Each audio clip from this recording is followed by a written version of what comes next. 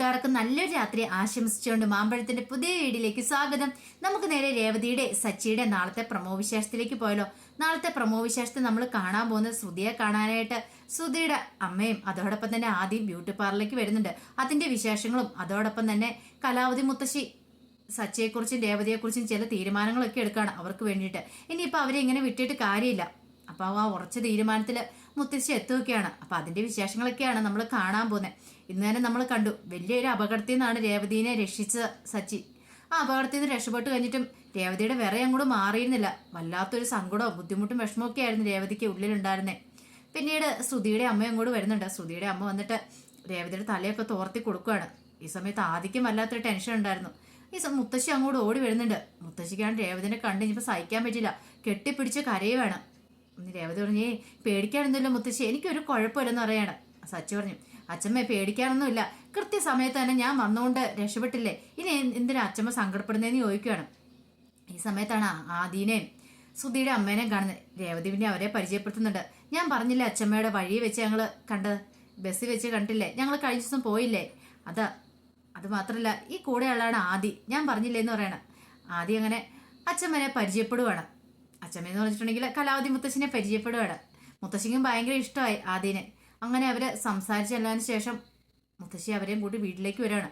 പക്ഷേ ഈ മുത്തശ്ശിക്ക് ഒരു സമാധാനക്കേടായിരുന്നു ഇവരുടെ കാര്യത്തില്. ഇതിങ്ങനെ വിട്ടിട്ട് കാര്യമില്ല. അപ്പോൾ ഒന്ന് രണ്ട് അപകടങ്ങളൊക്കെ ആയി. പിന്നീട് സച്ചിയോട് പറഞ്ഞു, നമുക്ക് ക്ഷേത്രം വരെ ഒന്ന് പോകണമെന്ന് പറയണം. ക്ഷേത്രത്തിൽ പോകുന്ന കാര്യം സച്ചിക്ക് പ്രാണ സങ്കടമാണ്. സച്ചിയോട്, എന്തിനാ അച്ഛമ്മ എപ്പോഴും ക്ഷേത്രത്തിലേക്ക് പോകുന്നേ? എടാ, രേവതിക്ക് എങ്ങനെ അസുഖം ഇങ്ങനെ ആപത്തൊക്കെ ഉണ്ടായില്ലേ, അപ്പൊ നമ്മൾ ക്ഷേത്രത്തിൽ പോയി ഒന്ന് പ്രാർത്ഥിക്കുന്നല്ല. അവൾക്ക് ഇനിയിപ്പോൾ എന്തേലും ഒരു ഇതുണ്ടോന്ന് അറിയത്തില്ല, എന്തേലും പ്രശ്നം ഉണ്ടോന്ന് അറിയത്തില്ല. അതുകൊണ്ടാണ് ഇങ്ങനെ അപകടങ്ങളൊക്കെ ഉണ്ടാകുന്നത്. ദോഷം ഉണ്ടെങ്കിൽ അത് മാറ്റുമൊക്കെ ചെയ്യേണ്ടതെന്ന് ചോദിക്കണം. പിന്നെ ദോഷം അവളുടെ കയ്യിരിപ്പോണ്ട് എങ്ങനെയൊക്കെ സംഭവിച്ചതെന്ന് സച്ചി പറയണം. അവൾ നോക്കി നടക്കാത്തോണ്ടല്ലേ കുളത്തി വീണേ. അപ്പൊ ഇതിനു മുമ്പുണ്ടായ അപകടം അതും അവൾ നോക്കി നടക്കാത്തോണ്ട് തന്നെയാന്ന് പറയണം. നീ അത് പറയൊന്നും വേണ്ട, നീക്ക് വരാൻ പറ്റുമല്ലോ എന്ന് ചോദിക്കണം. അവസാനം നിവൃത്തിയില്ലാതെ സച്ചി കൂടെ പോവാണ്, അവരുടെ ഒപ്പം പോവാണ്.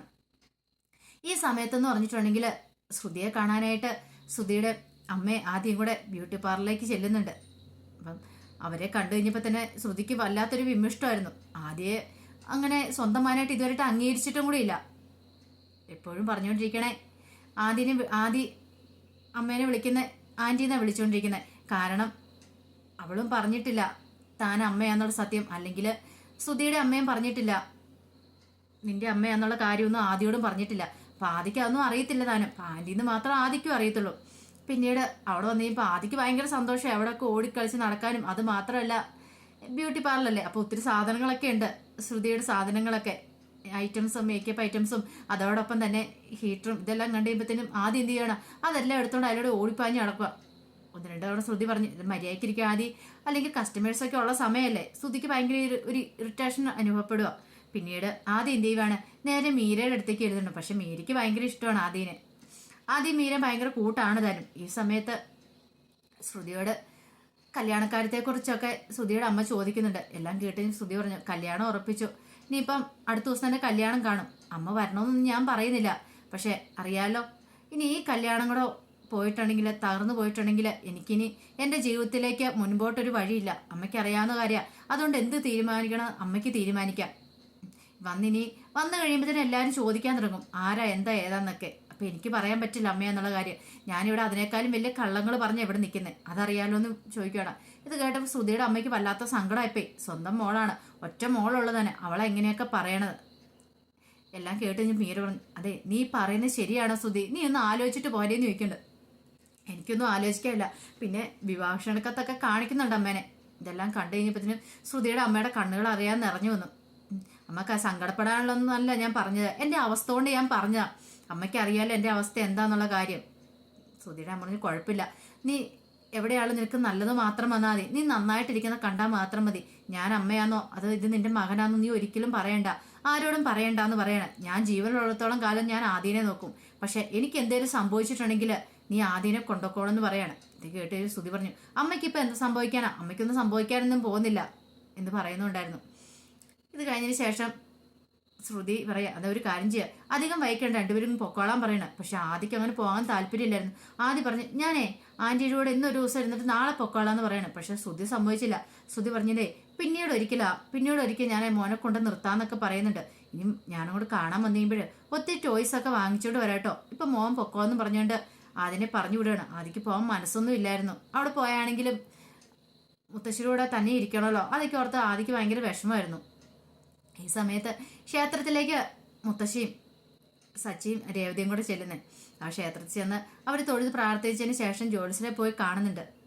അങ്ങനെ ജ്യോത്സ്യരെ കണ്ടു കഴിഞ്ഞപ്പോഴത്തേനും കലാവതി മുത്തശ്ശിയോട് ജ്യോത്സ്യർ പറഞ്ഞു അവർ തമ്മിലുള്ള ശാന്തി മുഹൂർത്തം എത്രയും പെട്ടെന്ന് നടത്തണമെന്ന് പറയണം. ഇത് കേട്ട് കഴിഞ്ഞപ്പോൾ മുത്തശ്ശി പറഞ്ഞു, അല്ല അതിനൊരു മുഹൂർത്തം കുറിച്ച് തരാ ജ്യോത്സ്യനെ നിൽക്കണം. അതിനുള്ള മുഹൂർത്തം ഇന്നൊരു മുഹൂർത്തം ഉണ്ട്, അത് ഏറ്റവും നല്ല മുഹൂർത്തം. ആ മുഹൂർത്തത്തിൽ അവർ ഒന്നിക്കുവാണെങ്കിൽ പിന്നെ അവർ ഒരിക്കലും വേർപിരിയില്ലെന്ന് പറയണം. മുത്തശ്ശിക്ക് സന്തോഷമായി. അങ്ങനെ ശാന്തി മുഹൂർത്തത്തിന്റെ സമയത്തെക്കുറിച്ച് മേടിച്ച് മുത്തശ്ശി വരുമായിരുന്നു. ഈ സമയത്ത് രേവതി സച്ചി അവരുടെ വർത്താനം പറഞ്ഞുകൊണ്ട് നടക്കുക.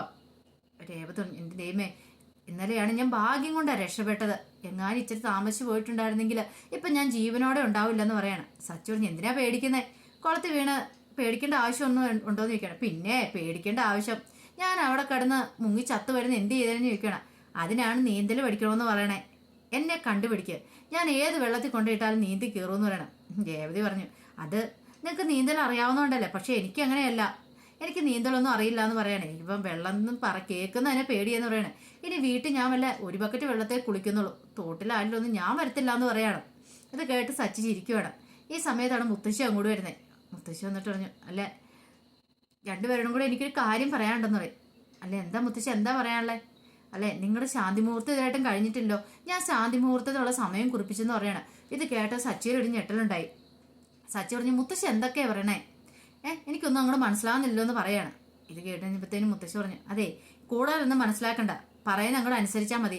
ഇന്ന് വൈകുന്നേരം നിന്റെ ശാന്തി മുഹൂർത്തമാണെന്ന് പറയാണ് നിങ്ങളുടെ. ഇത് കേട്ട് കഴിഞ്ഞപ്പോൾ സച്ചി പറഞ്ഞു, വേണ്ട അച്ഛമ്മേ, ഇതിന്റെ ഒന്നും ആവശ്യമില്ല, ഇതാ ഞാൻ ഇങ്ങോട്ട് വരുന്നില്ല എന്ന് പറഞ്ഞേ. ഞാൻ അച്ഛൻ്റെ അമ്മയുടെ കൂടെ പൊക്കോളാന്ന് പറഞ്ഞല്ലേ, എന്നെ ഇവിടെ പിടിച്ചു നിർത്തി ഇതിനു വേണ്ടിയിട്ടാണോ ഒക്കെ ചോദിക്കുന്നുണ്ട്. അവസാനം ദേഷ്യം വന്നു കഴിയുമ്പോഴത്തേനും മുത്തശ്ശി ഒരു കാര്യം ചെയ്യാം, വേണ്ടെങ്കിൽ വേണ്ട, നീ എങ്ങോട്ട് പൊക്കോ. പിന്നെ ഒരു കാര്യമുണ്ട്, മേലാൽ ഇനി അച്ഛമ്മയെന്ന് പറഞ്ഞ് ഇങ്ങോട്ട് കയറി വന്നേക്കരുത്. അച്ഛമ്മയെന്ന് പറഞ്ഞ് നിനക്കൊരാളില്ല, പോവാണ് നീ ആ വഴിക്ക് പൊക്കോണെന്ന് പറയാണ്. സച്ചി ആകെപ്പാടെ പെട്ടു. സച്ചിക്ക് പിന്നെ എന്ത് ചെയ്യണമെന്ന് അറിയത്തില്ല. ഇനിയിപ്പം ഇതിന്റെ പേരിൽ ഇനിയിപ്പം അച്ഛമ്മ പിണങ്ങുകയും ചെയ്യും. സമ്മതിക്കുകയോ നിവൃത്തിയുള്ളൂ. അവസാനം സച്ചി പറഞ്ഞു, ശരി ഞാൻ സമ്മതിച്ചു വന്നിരിക്കുന്നു, പക്ഷേ എങ്കിൽ ഒരു കാര്യമുണ്ട്, 2 ദിവസത്തിനുള്ള ഞങ്ങൾ ഇവിടുന്ന് പോകുമെന്ന് പറയണം.